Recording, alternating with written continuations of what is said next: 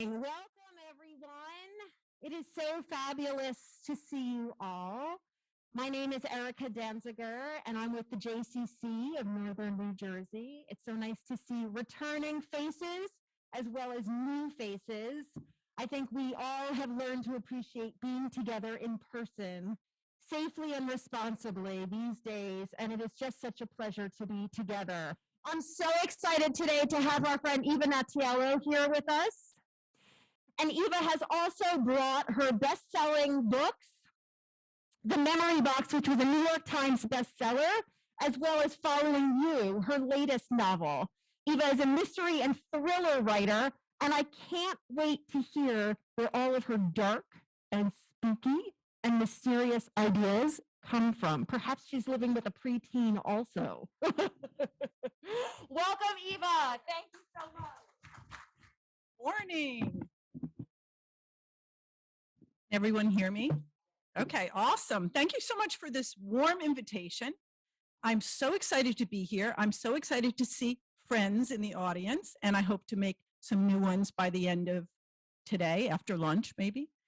And I'm really excited to share with you some stories of my books and creativity and my muses and all of the great things that go into writing, because there's a lot that goes into coming up with an idea and getting it down on paper and making a story out of it.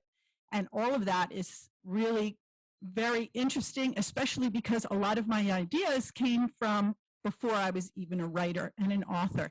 And actually, I was not one of those people. You hear a lot of authors say, I knew from the day I was 3 years old I was going to be an author, and that's not me. I never wanted to be one. It was never a dream of mine. I call myself an accidental author, and I'll tell you how it happened. When I graduated from college, I went to SUNY Albany in New York. And do we have any SUNY Albany people here? Woo! All right, that's awesome. After I graduated, I moved to the Caribbean, and my first job out of school was as a singer. It's true. I've got hecklers in the crowd. No, it's absolutely true, and I've prepared a little song for you. No, that's not true. No. But so I was on the Caribbean circuit for a while, singing for resorts, and I thought I could spend the rest of my life shoeless and braless. But obviously that didn't happen. And I was while I was in the Caribbean, I was in the Bahamas at first. That was my first location. I was getting letters from friends of mine. This was in the 80s, right? So we were sending each other snail mail. We were sending each other letters that we had written. And who was getting engaged, and who was getting their first great corporate job, and who was about to have their first kid. And I was in the islands, shoeless and braless, singing, okay, in a bathing suit. And I thought, well, maybe I should wrap this up, maybe I should go back to New York. I'm originally from New York, and get a serious job. So I did that. I got back to New York, and I was green, right? I had never had a real job other than this one in the Bahamas, and I took a job at a toupee salon. That was my very first job. And I remember, where did I go wrong in the interview? I thought it was a hair salon, not a fake hair salon. And so on day one, when the gentlemen were coming in and throwing me their hair, basically, I was in for a crude awakening, okay? So it was about 2 weeks into that job. I had gone out for lunch, and I was standing on the corner of 5th Avenue and 55th Street. And it was bitter cold. I'll never forget this. And it had just snowed. But in New York, snow never lasts, turns into slush, and it's this ugly gray slushy stuff. And a cab careened up the block and covered me in this disgusting, icy, bitter slush. And I thought to myself, what am I doing here? Like a week ago, I was on a beach in the Bahamas singing, and I had a costume designer. Why am I in New York? at a toothpaste salon getting covered in slush. This is crazy. So good news for me. The office of the resort, Club Med, so I used to work for Club Med, was only 2 blocks away. And on my lunch hour, I walked over to the executive office and I said to them, I've made a terrible mistake. I'm so sorry. Please forgive me. There must be an opening somewhere. You've got to place me somewhere. And by the very next morning, I was at JFK on my way to Guadeloupe. So I did that one thing that we all dream of when we have that horrible job and we want to leave. I was able to go out to lunch and never come back. It was wonderful. So I worked in Guadeloupe for a while, which was really fun, and I had to use my French because everyone spoke French there. And then I moved to Europe for a little while. And then I came back to New York a couple of years later, and I started working for Estee Lauder. And I'm sure you're all familiar with that cosmetics company. And I was really, really lucky in those days to work with the founder, Mrs. Estee Lauder. She was actually still coming to the office in those days. And I worked on a few events with her. But the thing that I learned from her I didn't know it at the time, but it would propel my own second career later on in life, which I had no clue about at that time because I was just starting off as a PR person at one of the brands of Estee Lauder. But Estee herself was a marketing genius. I learned so much about marketing through her and what she did to launch her own business. And I worked there for a long time. I moved around to several of the brands, and 12 years later, I started having a family, and I was living with my husband in New York, and we decided we were not going to raise our kids in New York. We were going to go to New Jersey. So I ended up in Westfield, New Jersey, and I decided to take a leave from my job at that time at Estee Lauder. And so my kids were really young then. They were, I guess, preschool or just started grammar school. And so now I'm in a very new community with 2 little things, or kids, as they refer to them nowadays. Yeah. And I really missed my job terribly. It was a really great job. It was very creative. I started as a secretary there. I left as a vice president. So you can imagine all that great experience that I got. And I was traveling all around the world to launch the brands. And I missed it terribly. I was like, what am I going to do now? All I'm doing is, cooking and cleaning and getting the kids to school. And I just didn't know what my next move was going to be. But I knew I had to do something creative to sustain me. And one day, I was reading the New York Times, the style section of the Times. And on the cover of the style section, the story was about people Googling themselves. And so many years ago, right, before we knew about Google, this was a new thing to do. So how many people here have ever Googled themselves? Okay, so after what I'm about to tell you, nobody's going to do it. But the story was about people Googling themselves and then talking about what they discovered. And in this article, there was a boy, a 17-year-old high school kid. He lived in California. He Googled his name, and he was with a bunch of friends at the time, and he discovered he was on a missing persons list in Canada. And as any one of us would do, he completely freaked out. Because up until then, all he knew was that he was raised in LA with his mom. His dad had passed away years ago. He never met his dad. So this was shocking news. How could he be a missing person? And how now, who is he going to talk to about this? It was frightening for this kid. He was 17 because he was thinking, well, I can't talk to my mom about it because what if she's somehow involved in this? So he did confide in the teacher, and the teacher then had to call the authorities, obviously, because this kid was a minor. She checked into it. Yes, indeed, he was a missing person from Canada. And lo and behold, the woman who raised him, who was his biological mother, she lost a custody battle for him, and she lost it to her ex-husband. And she couldn't bear the thought of living a life without raising this child.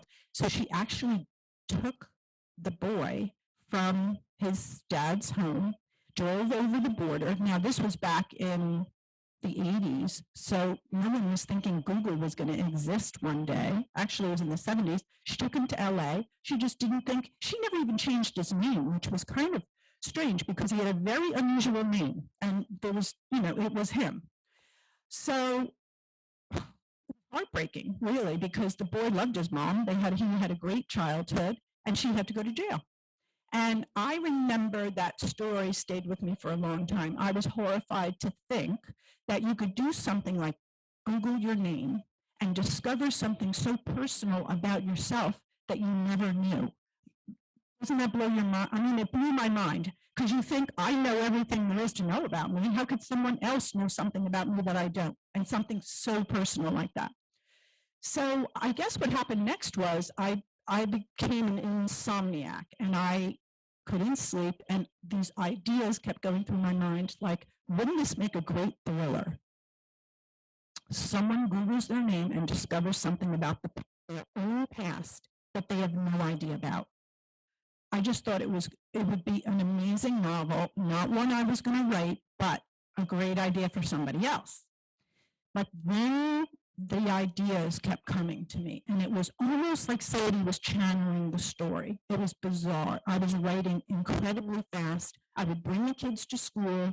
I would write from the minute I was home to the minute I had to get them, and it was just coming fast and furious. And my protagonist was going to be a young mom of two young grammar school kids who lived in a lovely suburb, very much like Westfield. So that's the book I wrote, The Memory Box. And I kept writing and writing, and I thought, what is this? Like, I had no idea. I'd never written anything in my life. Is this a book? Is this a novel? Would anyone want to read this? I don't even know if it's good. I don't know if it's terrible. And a friend of mine said, you know what? You should go take a writing class. I had never taken a writing class. So I went to the New School, and I took a semester at the New School, which was a pivotal part of this whole story of becoming an author. And I took a fiction writing class, Intro to Fiction, with the professor Sidney Offit, who's an amazing man. And it was actually a first-year writing class. So I was twice the age of everybody else in the class. Everybody was 18, and they had just started matriculating at the New School, and I was taking it as a continuing ed class. So I remember my first day driving into Manhattan from New Jersey. I was so nervous. I said, Eva, keep your mouth shut, okay? Stay below the window, sit in the back of the room. These are all kids here. You're over double their age. Just be quiet, okay? Don't just listen. Don't talk. So I sat in the back of the room. I was not speaking. I promised myself I was just going to listen. I had really nothing to contribute. This was their class. And then the professor walked in, Sidney Offit, and he introduces himself, and he says to the class, yeah, last night I had dinner with my best friend, Kurt Vonnegut. And then he paused, because we all gasped, right? We were all like, what? Your best friend's Kurt Vonnegut? But I didn't say that. I said, oh, I slept with him. Okay. I was silent for 3 whole minutes. So now the entire class turns around and looks at me. And Sidney Offit says, he's very nervous now, visibly nervous, like, you never told me about that. And I said, all right, I'll tell you the story. So at that point, there was no, I forgot to tell you the best part. I said that I slept with him, and the girl sitting next to me said, well, that beats dinner, baby. So I one-upped Sidney Offit in the first 4 minutes of class. This is really good stuff here. And so everyone wanted to know the story, which was a really funny story, actually. And it did, in fact, happen. I was with my husband, which makes it even wilder, right? But we were in New Orleans and we were coming home from the jazz festival, and we were flying into New York. We boarded the plane, and there were torrential rains, really bad rains that were basically rocking this plane. And so the pilot didn't want to take off, so they started a movie. They put the movie on, they served dinner. We hadn't left the tarmac, we were still all there. And then about 3 hours later, we sat on the plane for 3 hours. They finally closed the airport and they made an announcement, we're not going anywhere. The airport is now flooded. So you all have to go back into the airport. No one can leave the airport. The roads are flooded, you can't get out. Find a place to hang out for the night. Try and, find a flight that will leave tomorrow. We'll help you, blah, blah, blah. So everyone races out the door to try and get, because now we're all vying for the same plane, probably the next day in the same seats.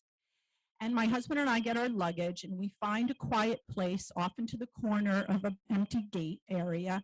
And we put down our clothes to make this little makeshift mattress. And so my husband is sleeping here and I'm right next to him. And then there's a wall about 6 feet away from me. There's a little space there, about 6 feet. And quickly, the floor is just filling up with everybody who's going everywhere now has to sleep in this airport. So I'm trying really hard to fall asleep. My eyes are closed and I'm trying to convince myself to just, don't be scared and it's all right, go to sleep. And a voice I hear says to me, "Excuse me, is anyone sleeping next to you?" And I open my eyes and it's Andy Rooney. Do you all remember Andy Rooney? Oh my gosh, 60 Minutes. He's such an awesome guy with all of his eyebrows and everything. He was just standing in front of me. And I said, no, help yourself. So Andy turns to somebody behind him and says, "I get the wall." So he didn't want to sleep next to me. He wanted the wall. Andy goes to sleep on the floor by the wall. And who's standing in front of me but Kurt Vonnegut? Okay. And Kurt looks at me and I look at him. We realize we're going to be, bedfellows. And he nods and I nod. And it's what a respectable person would do when they end up 6 inches from my face. Okay. He was literally 6 inches from my face. So that was the night I slept with Kurt Vonnegut, Andy Rooney, and my husband. It was a great night. Thank you. Good stuff. And I told that entire story in the first 10 minutes of my intro to fiction class, the one I was not going to speak in. So things were going really well there. Halfway through the semester, the professor opened the class to a workshop, and he said, if anybody has anything they're working on, send it to me. And if I think it's good, we'll workshop it in class, and then everyone will discuss it. All the students will discuss it, and the author will get feedback on that. So I thought, oh my God, this is my chance. I start sending Sydney my chapters from the memory box. Chapter 1. The next, he said, if I don't think it's right yet, or if I don't think it's worthy of a discussion, I can't remember the words he used, but he basically was saying, if it has potential, we'll workshop it. If it doesn't, we're not going to spend class time on this, right? So I go back the next week, next Thursday, and I'm sitting there waiting for workshop time, and I'm praying like he's going to say, oh, we got a submission from, Eva, and we're going to workshop it. Nothing. He doesn't say anything. He doesn't mention the work, the manuscripts that have come in. So I think, oh my God, it's terrible. Oh, what am I going to do now? So I think, I'm going to send him chapter 2. What have I got to lose? I send chapter 2. Same thing. Next week, oh, and my kids are like, did he talk about your book? And I said, no, he didn't talk about my book. That's okay, Mom. Send him another chapter. Send him another chapter. He's going to love the next one. This happened for about 4 weeks. He never mentioned the memory box. He workshopped other people's stuff. It was the day before Thanksgiving. I remember driving home and I thought, oh my God, what have I done? I was mortified. I was really embarrassed. What am I doing taking this class? This is a terrible idea. Why did I send them to him? I just felt humiliated. And I'm preparing Thanksgiving dinner and I get a phone call. Oh no, there was a message on my machine, and I pressed the messages and I hear this guy say, is this Eva Natiello's phone? If this is Eva Natiello's, this is your professor, Professor Offit. And I was like, what is he doing calling me? He's probably telling me I should quit the class. I just read chapters 1 through 4, and I think they're fantastic. They're fabulous. We're going to workshop them next week. And I was like, oh my God, all this time we'd never read them. So sure enough, we started workshopping them, and it was just thrilling. He became the first champion of the memory box, and he told me at the end of the semester to run home and finish the book, which I did. When I finished the book and edited it, I tried to query agents, and this is a daunting task.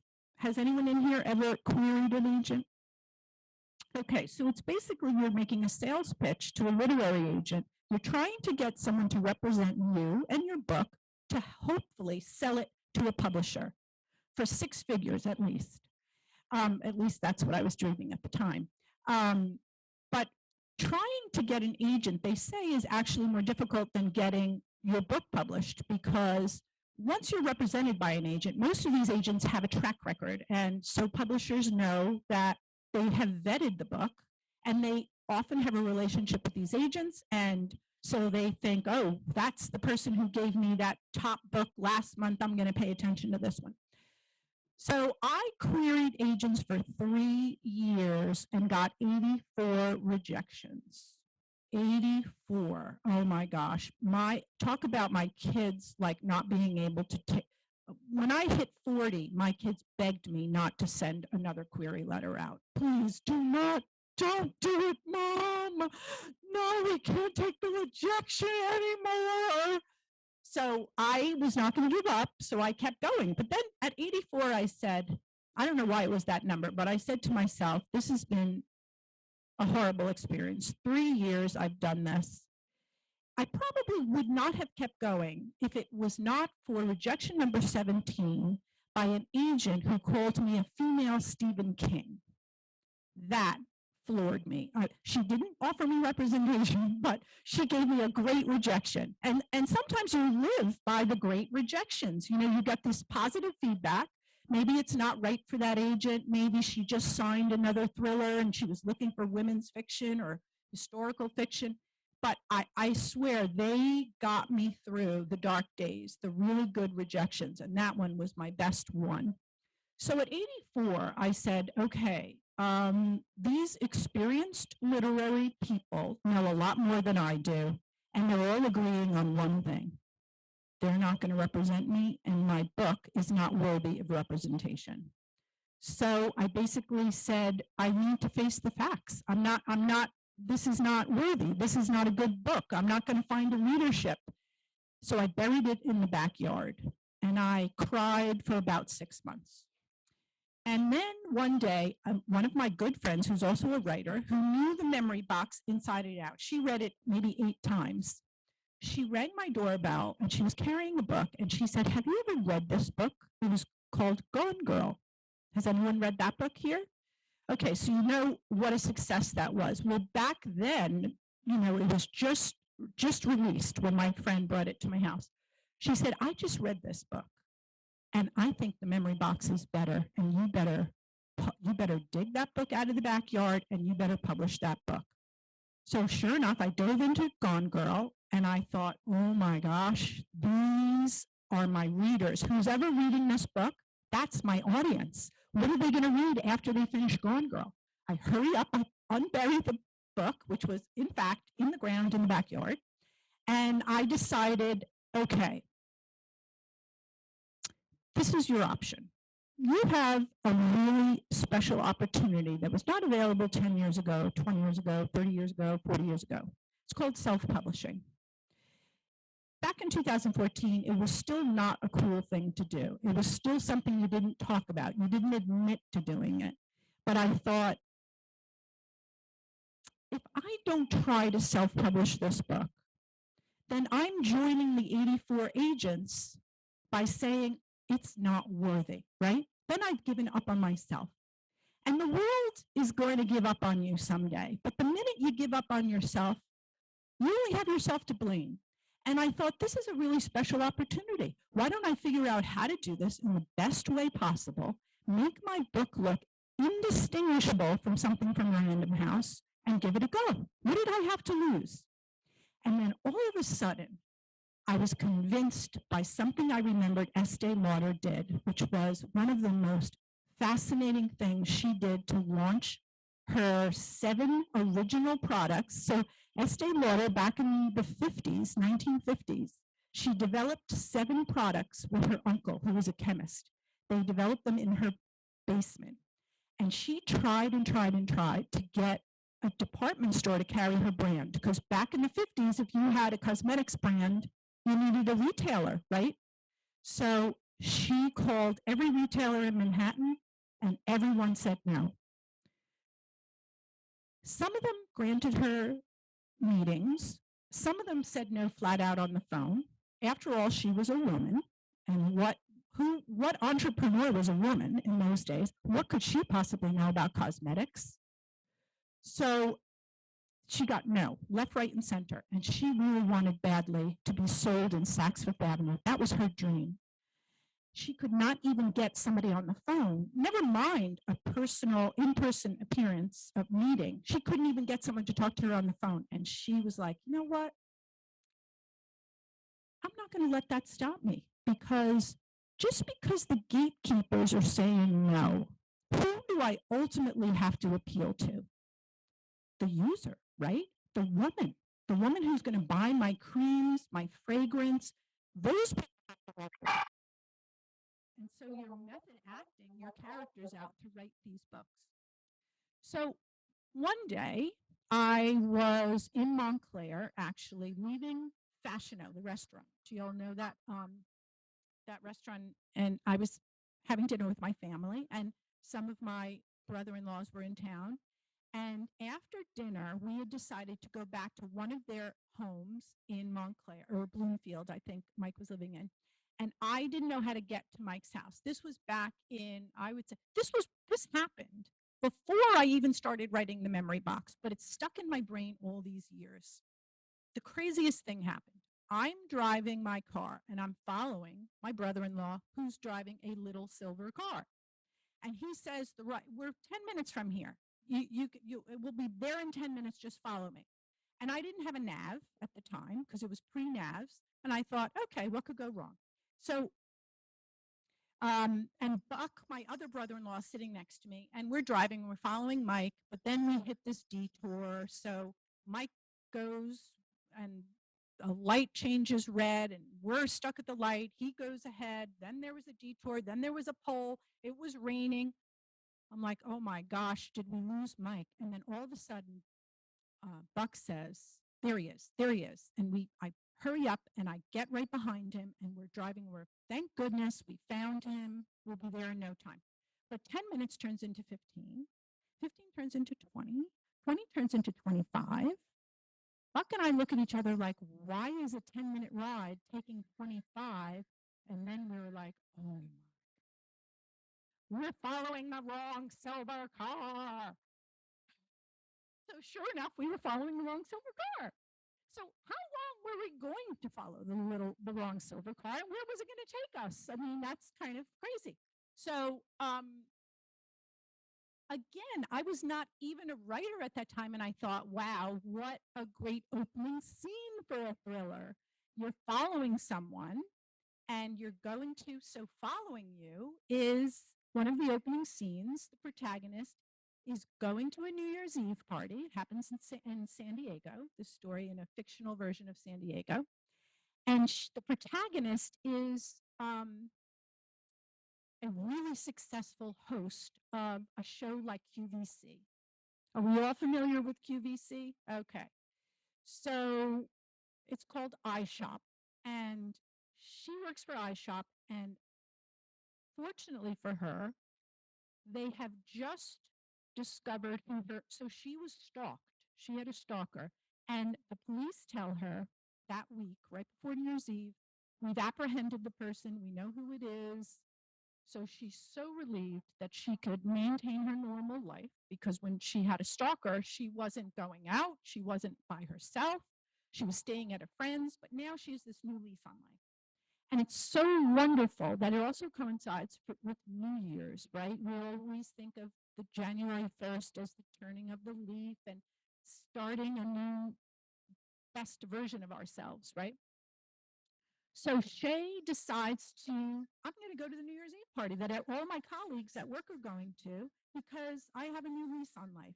And so after work, she jumps in her car and she follows the cameraman. The cameraman has the little silver car and they're going to an open house New Year's Eve party, right? Because the author, me, Eva, has to figure out if I send her following a car and then something happens where she picks up the wrong car, she has to end up in that house. But how do I get her there? Okay. So a lot of writing is actually back engineering. You decide what you want to happen and then figure out how to do it, right? How does it make sense for this character? So the way I thought would make sense is that she was going to an open house New Year's Eve party where once you got there, you would walk into the backyard or you'd walk into the front door. She thought it was absurd. She'd never walked into a stranger's house before, and she told the cameraman, "You have to wait for me. We'll walk in together once you get there." But what happened was, as I've told you already, same thing that happened to me, the detours, the red light, the rain, she catches up with the wrong silver car. And she's driving and driving, and silver car goes on, and the silver car in front of her, she feels like he's trying to lose her. And she keeps saying, "What a jerk. This guy that I'm following, is he drunk? Why is he trying to lose me? He's my colleague." But meanwhile, the person in front of her, who's not the cameraman, is thinking someone's following her. And so she's trying to lose Shay. So she gets to the street, she looks at the house, and she says, "This is the house? How could this be the house?" And because it's an open house New Year's Eve party, she talks herself into walking in the door. And if you haven't read the book, I can't tell you more than that, because then I'd have to kill you all, you know? No blood here today. But so that's pretty much how it gets going. And of course, she's in the wrong house. And of course, something happens in that scene where she gets there, and the person who lives there has now an intruder. So, yeah, all hell breaks loose pretty fast. So that was my idea for, and the reason I chose the QVC spokesperson is because I remember many years ago watching or flipping through the channels. Remember when we had to like walk up to the TV and actually, yeah, I remember doing that and trying to find something good to watch. And I'd have to go by the QVC. And I remember, like, I always thought it was so crazy.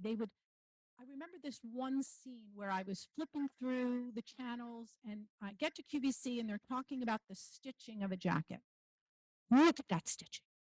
Let's get a close-up of the stitching. It's a double row of stitches. Oh my God, look at the darts. The darts. Oh my goodness. And they would go on and on about the darts and the stitches and I realized that there was a cult following, you know, QVC has a cult following. People think they know that host inside and out, right? Because they spend every day with that host.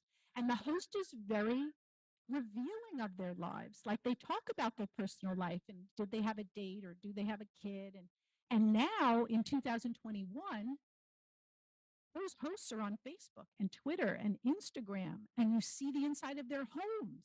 And so I thought, well, what is the difference between a fan and a stalker? There's a line, there's a very fine line because some people think they're fans and they really go too far with their interest. And so that's what happens in Following You. There is a really creepy guy named Lawrence who thinks he's a huge fan of Shay's.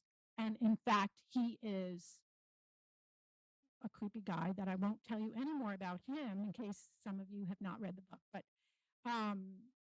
so that is Following You. It recently launched, and I'm currently working on my third book, which is I'm almost finished with that book. So hopefully that'll be out in maybe 6 months or so. Following You, actually, I just got interest from Telemundo, the Spanish-speaking media, and they are very interested in doing a telenovela on following you and translating it into Spanish. So I'm crossing my fingers on that. You know, when you're dealing with turning books into TV or film, it takes, even with the interest and um, you know, selling the option for it, it takes a real miracle for the thing to get produced, and it's the long haul. I mean, it could be years until we see that, but we're all crossing our fingers, and if you all can cross your fingers too, I would be very grateful. Um, so that is my story. A little bit about me, my background, how I started in writing, and what I'm working on now is a new psychological thriller, and it takes place in Manhattan and the Hamptons, and it's about a theater family, a family of actors and directors, and they own a community theater in Watermill, the Hamptons, of the Hamptons. And it's right at the beginning of COVID, and they have to figure out how to not shut down the theater. They can't shut down the theater because they're in dire straits financially, and they have to keep it going. And they think of a very innovative way to produce a production that unwittingly reveals a crime unbeknownst to any of them. So I'm in the middle of that right now. And I'm probably going to head out to the Hamptons in the next couple of weeks because I have to do some research. And that's really fun. So I think my next book will be set in Paris, right? Yeah. So that is my story, and I'd love to ask. Oh, thank you so much. So we just got a question about what happens if Netflix is interested in producing um, Following You. Who writes the screenplay? Because often it's not the author of the book. Um, I don't.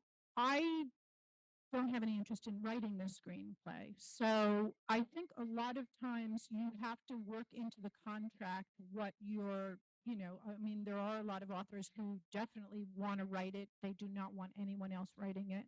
And that has to be in the contract. But I don't know how to write a screenplay, and I'll be the first to admit that. And I am going to stay in my lane, you know. But you could have in the contract your desire to collaborate and be involved in the writing, or at least what how it's written or what is written. I remember when I sold the translation rights for Memory Box to a publisher in Germany, and they said to me that in the contract, in order for them to buy it, they had to cut 20% of the book, which is a lot, you know. And I don't speak German, so I'm hoping they didn't take the good parts out, you know. But to write a sentence in German, to write it an English, something that's written in English, and to write it in German, it takes many more words. And so publishers are thinking about how many pages is this book going to be, and how much is it going to cost me to produce. So I had to agree to that. And then I did ask them what scenes were going to be cut because I wanted to know. Although I can't read their version because I don't read German, but I had to. There's a little bit of trust that goes in that as well.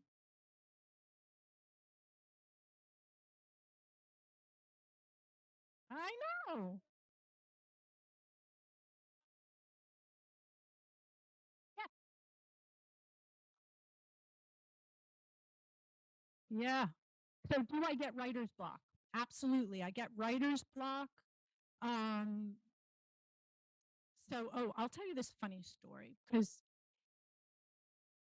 there are a couple of things I recommend other authors do because so now I'm a consultant. I didn't share that with the group, but I'm a consultant and I help other authors get their books published. And I also help other authors market their books because that really is my background. I'm a marketer and a PR person. And now that I've self-published, I know I have all of the strategies to self-publish in the best possible way. And so I help other authors do that.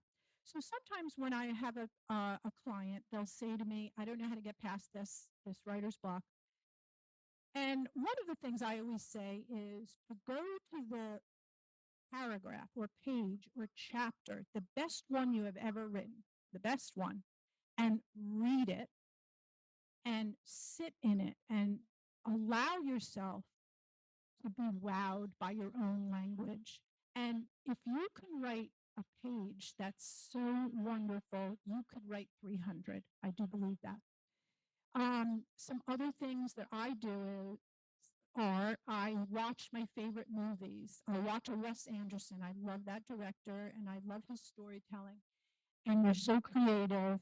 Um, or, or you have to be reading constantly. When you're an author, you have to constantly be reading because not only do you understand your genre better, because you have to appeal to the fans of a genre. You know, like my thriller readers, they read tons. They might read 3 books a week. And so you need to understand the genre. What are the expectations of your reader? Because they're going to be expecting it to find it in your book. So you're constantly reading your genre, but read wide, read outside of your genre. And that's when ideas come. Often, like writer's block is lacking ideas, or lacking confidence. And so my one idea about reading the best thing you ever wrote, sometimes you'll surprise yourself. You'll be like, wow, I can't believe I wrote that. That's amazing. And then you remind yourself that you have a talent and you can go back at it. When I get writer's block and I can't move forward in the plot and I don't know how I'm going to get Shay out of that house, right? Like, so Shay ends up in that house. How do I get her out? Well, especially these days when you're sitting at your computer writing, because I don't write long form, I'm constantly dealing with the distractions, the Facebooks, the emails, the recipe for dinner. So it's really hard. And what I've learned is if I step away from my desk, go into my family room, lay on the couch and close my eyes and pretend I'm sleeping, in about 5 minutes, I figured it out. And I think it's the quiet. Sometimes I sit in my car that's in my driveway. I don't go anywhere. Didn't even bring my keys. Just bring a pad and a pen. And I sit in my car, close the doors. It's so quiet in there. And all the ideas come. It's really incredible. And I do remember when my daughter was in middle school and I was writing and she brought home a friend, for a play date after school. And they were going to go to get a snack in the kitchen. And I was in this block and I left my desk. I went to the family room, got onto the couch, I closed my eyes, and I'm waiting for the ideas to come. And I hear someone walk through the family room, and it's my daughter and her friend. And my daughter's friend says, your mom's sleeping. And Margot looks at me and she says, oh, no, don't worry. She's just writing.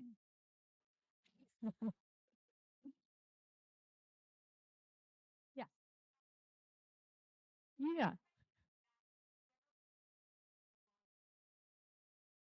Well, the beauty of a Kindle or an ebook is, oh, so the question is, do I ever produce the book in large print?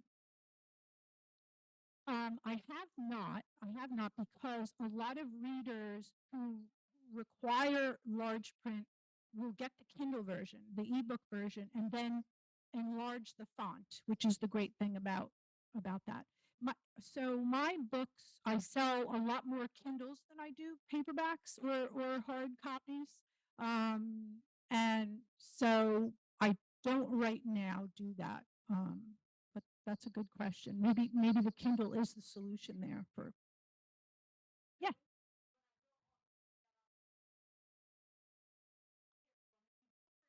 Yes. I'm happy to sign them. And if you want to gift it to somebody, I can sign it and personalize it to whomever you would like to get it for. I have a daughter and a son. No. They never, ever want to do what I did, and they don't want to live through what I did.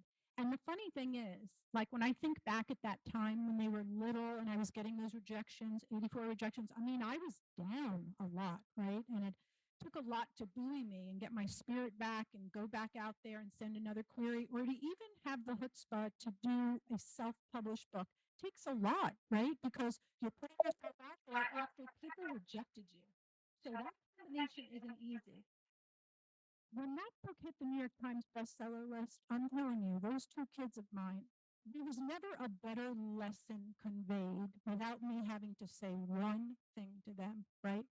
They lived through it all. They lived through the hard times, the rejection, the book when it really was terrible. It was terrible for like 2 years. They lived through that. And then they lived through me trying to self publish and being scared about that and nervous. And then when I got that kind of feedback, when it was #1 in Amazon and hit that New York Times bestseller list, those kids are never going to forget that. You know, they're never going to forget how if you stick with it and you believe in yourself and you find a way and you problem solve. I tell them all the time, like, the two greatest things you can have as a human is the ability to problem solve and the ability to be creative. And I really believe those two things are what's going to save the world. So they saw it happening. I didn't have to teach them that lesson, which I'm really grateful for. But no, neither one want to be writers. No. Oh,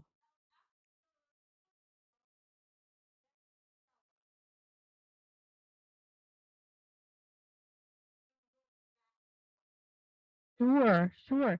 So yeah, writing that second book, you always hear, you know, the sophomore effort. It's really hard because you want it to be as good as the first one. You want it to be better if that's possible. So there was pressure because when I was writing the memory box, it really was a secret. It was like only my family knew. Sally, you knew. One of my very first readers is here today. And it was a secret, so there was no pressure. It was my own little project. I could take my time. I could study how to do it, and the second one, I wish I had gotten out sooner because the bulk of my readers from the memory box came those first couple of years. So I really had to work hard when the second book came out to get those readers back. This third book will be out faster, and that's really the way to do. And the other funny thing is with the memory box, you find out in the end, you know, what you want to know the whole way through that book is how could that woman, Caroline, not know those terrible things that she's reading about herself on Google searches? How could she not know? She was part of that. She did those things. And so the reader is just kind of racing through to find out why doesn't she know or why doesn't she remember? So at the very end, you find out, and I never ever thought somebody would want a second book. I really didn't. I thought once you found out what was going down, the cat was out of the bag. But sure enough, so with that book, I have done 215 club appearances for the memory box in person. And I can tell you over 200 of those have asked for a second book. Almost every single one of them. There are readers who say, we want to know what happens now. And so that is something I am going to write. It's not the next book, but it is the one after this one I'm working on now. Some of the funny things that used to happen after the first book was launched, the main character, Caroline, she has twin daughters. And I would be grocery shopping in Westfield where I live, and I'd be like, you know, grabbing the apples, and somebody would come up to me and say, how are the girls? And at first I'd be confused because I have a girl and a boy, right? So I'm thinking, what is she talking about? And then all of a sudden I know she's talking about Lily and Tessa, the two girls. She wants to know how they're doing. So how incredible is that to have people ask you how your characters are doing after the book has ended? And then it's terrible for me to say, well, I haven't thought about them in a long time, you know. But you know, you have to move on as an author. I wrote a piece for the Huffington Post, which is really funny, and it's about writers' separation anxiety, which I had at the end of the memory box when I didn't have to think about them anymore. It was so hard because for years I was thinking about them all the time, more than my own family, you know. But so there is a separation anxiety that goes along with that. Yes. So the question is, do I have a title for my third book? And I do have a working title right now, and it's called The Silent Partner. And I don't know if it'll stick or not, but that's what I'm going with right now.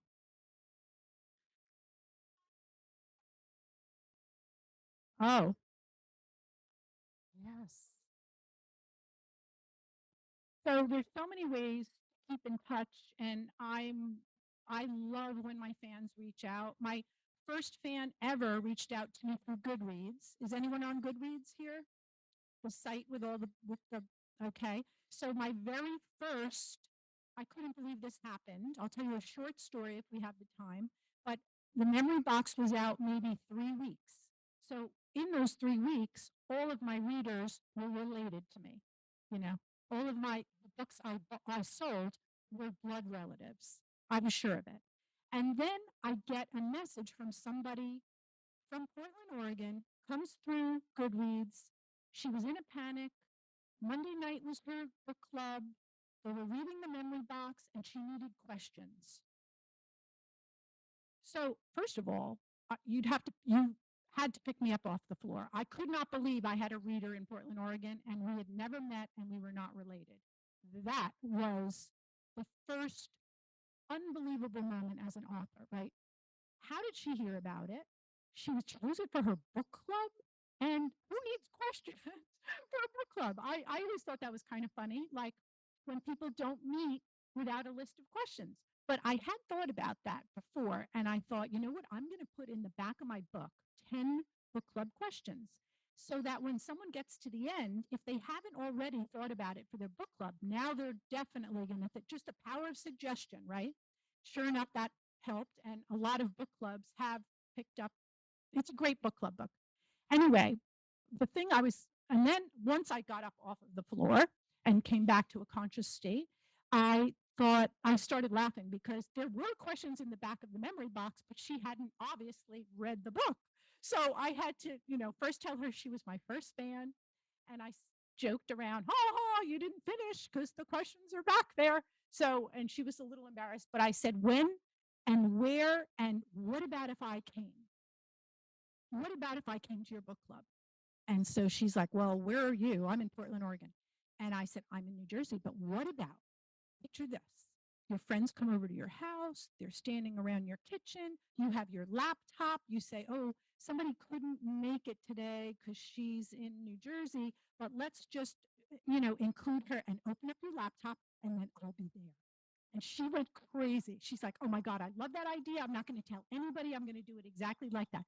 So my very first book club was with someone I was not blood related to and was all the way in Portland, Oregon. And it was on um, FaceTime or Zoom or something like that. It was in 2014 and it was like 3 weeks after the book was launched.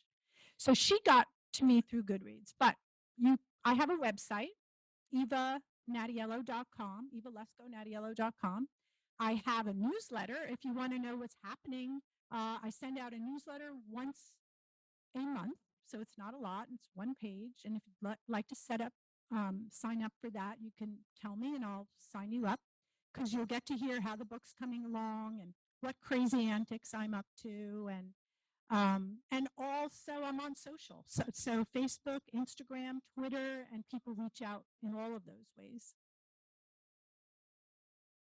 Excellent. Thank you, Eva, so much. Those were fascinating stories, and your mind is quirky and fabulous, and I love it. Let's give another round of applause to Eva.